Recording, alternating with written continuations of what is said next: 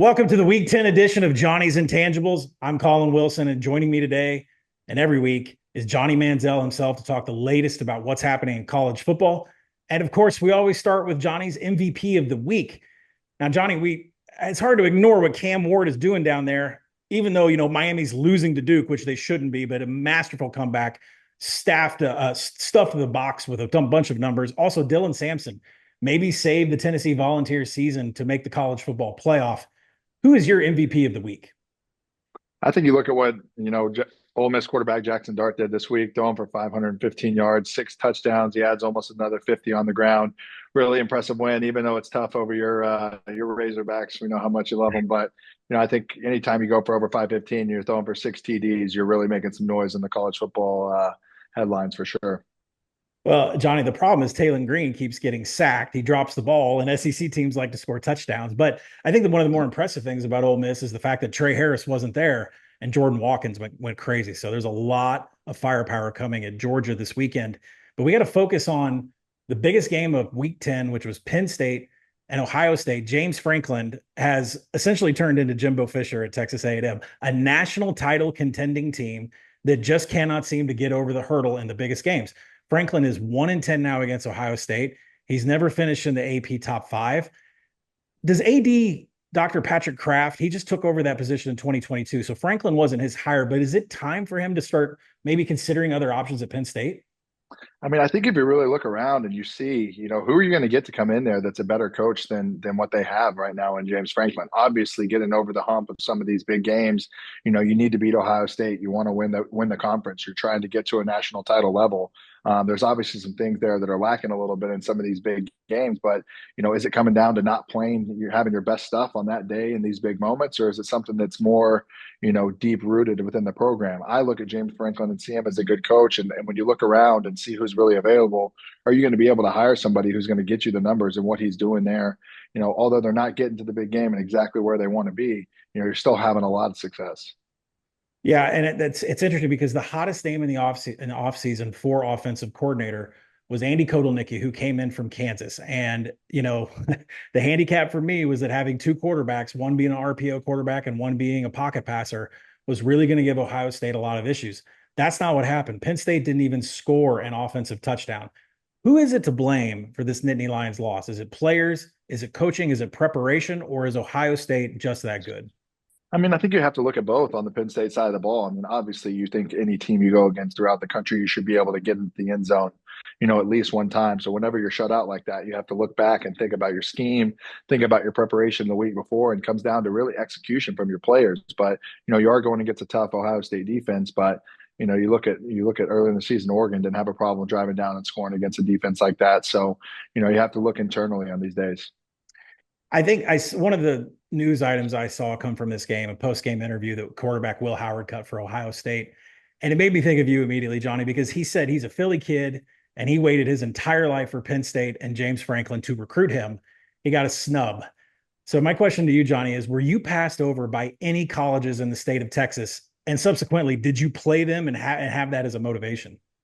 Yeah, I didn't get a chance to play some of the teams that I was passed over. We left the Big 12 and ended up in the SEC where, I really wasn't highly recruited. But, you look at Will Howard in this, obviously had to come in with an extra little bit of a chip on his shoulder going into this game, having wanted that offer and wanted to play at Penn State. And then you get a chance to go out on Saturday and kind of lay it to him a little bit. So it's got to be a great feeling for him and coming out of that game with a win. It's the same feeling with NFL draft picks, right? Because Tom Brady, I think, counts all the teams that passed over on him. Let me do that Yeah, again. it's definitely, I mean, you're sitting there, you're right in their backyard, you're good enough to be able to go play at a program like that, and then the offer just doesn't come. It has to sit inside you for a while and linger. So let's stay on the topic of the biggest teams in college football. Ohio State, Oregon, Georgia, and Texas are all listed at 5-1 or lesser odds to win the national title. There's really no clear favorite. Johnny, if you had to pick a team today, which we know that this is going to change the next 4 weeks, but if you had to pick a team today to win the national title, who would it be? I like Oregon right now. I think with the speed that they have on offense, their defense is tough enough. It gets enough stops to where they're really going to be competitive against anybody they face. But I think more than anything, the thing I like about college football this year is any one of these teams, and there are some teams even outside of this list that I think on any given day, lined up and playing their best football can definitely give any one of these other teams, a run for their money. I don't look at any of these top four teams. We've seen Ohio State obviously go down to Oregon. We've seen Georgia have their moments multiple times throughout the season where they don't look like, the same Georgia that we've seen in the past. And then we've seen a Texas team that went into against Georgia and really, really struggled. So, I think there's, a nice parity and a nice, mix up of teams in college football this year to where the playoff is going to be super, super interesting. So, Johnny, the first college football playoff ranking comes out on Tuesday, and really, there's only three one-loss SEC teams left. Everybody else is at least at two losses. Johnny, if you were on the committee, would you put Indiana and SMU above a two-loss Texas A&M, LSU, and Ole Miss? Man, I don't know if I would. I think obviously with what Indiana's done this year, they've played really, really well. Is their level of competition up to some of these other teams at the SEC? These SEC teams have played, I'm not sure, but I know one thing that the Indianas and SMU's, these guys still have some game. They still have some good ball left in them for sure. But I like these one-loss SEC teams a little bit more than that. Well, one team we know is going to be at the top is Georgia. We're going to do our film review this week on Carson Beck.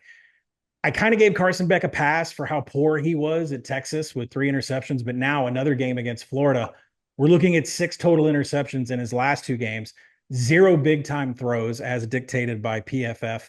In this film review that we have here, look, Johnny, I played linebacker. I didn't play quarterback. I'm seeing a three-man rush with a delayed blitz. It should be a pretty light box to diagnose, know where to throw off, hit your hot read, or what's going on with Carson Beck here with this pressure? Is this simply just a dip in his game, or is there something else going on maybe off field that is affecting how he reads defenses? I think more than anything, he's just he's having a little bit of a tough time diagnosing some of this stuff. Obviously, maybe the back are dropping out here a little bit, throws him off. He's holding on to the ball a little bit too long. And I think more than anything, he's just maybe forcing the issue a little bit and trying to make things happen rather than just going out and kind of letting it rip and be the Carson Beck that we saw in years past. And I think more than anything, this year, whenever you see them have struggles and they're not playing the way that they probably should be offensively, you start to get a little tight, you start to get a little antsy, and you start to force some things that normally you wouldn't. And that leaks into every area of your game, diagnosing defenses, feeling comfortable and really making the right decisions. So I think more than anything right now, he's definitely in a little bit of a slump and a little bit of a lull and not the Carson Beck we're used to seeing. Not at all. We'll see if Georgia can survive again this weekend against Ole Miss. The other big game this weekend is going to be Alabama at LSU. This is essentially what everybody is calling a knockout game. If you have 3 losses, you're pretty much considered out of the college football playoff. Who's got more pressure on them right now? Kalen DeBoer in year one of this rivalry, or a Brian Kelly who everybody expected to have LSU contending for a national title immediately? Who has more pressure here?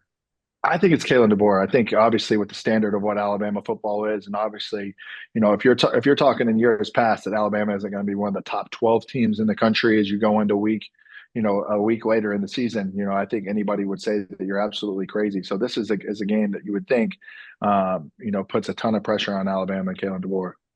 As far as post-touchdown celebrations go, Johnny, the SEC, the Ole Miss piss from the 2019 Egg Bowl is absolutely my favorite. This weekend, Incarnate Word did a headstand celly that caught on in the NFL this weekend. Where would you grade this on a scale of 1 to 10 as far as touchdown celebrations go? I mean, this is pretty good. This is probably upwards of a 9. I think this is something that's unique. When you're getting this far into the laurels of college football and all the celebrations and everything that's been done, coming up with something that's still pretty original is tough. So you have to give it some originality points here. And this is a solid 9 celebration, and some of the pictures that you see are just as good as it gets. And this thing definitely caught fire and took over to the NFL on Sunday as well. Arch Manning went as Scooby-Doo for Halloween this weekend. I did a little math, and it looks like he was 7 years old when you donned the outfit yourself. Does this give Arch a little bit more street cred in Johnny Manziel's book? And do you have any advice for Arch Manning? This definitely does. You kind of see in the picture a little bit. He's obviously a little ducked off more in the corner than I was whenever I donned mine. But this gives me a nice little It gives me a nice little idea of what Arch is doing a little bit off the field. This is a guy who's obviously, comes from the Manning family. You would think very, very strict, but this guy's having a good time in college as well, which is great to see. Something that I definitely give him some props and some credit to. Go out and have some fun, enjoy your time when you're in college, and the Scooby Doo is a heck of a choice. It definitely draws a lot of attention in crowds. That's going to do it for this week's edition of Johnny's Intangibles. We'll be back same time next week to recap week 11.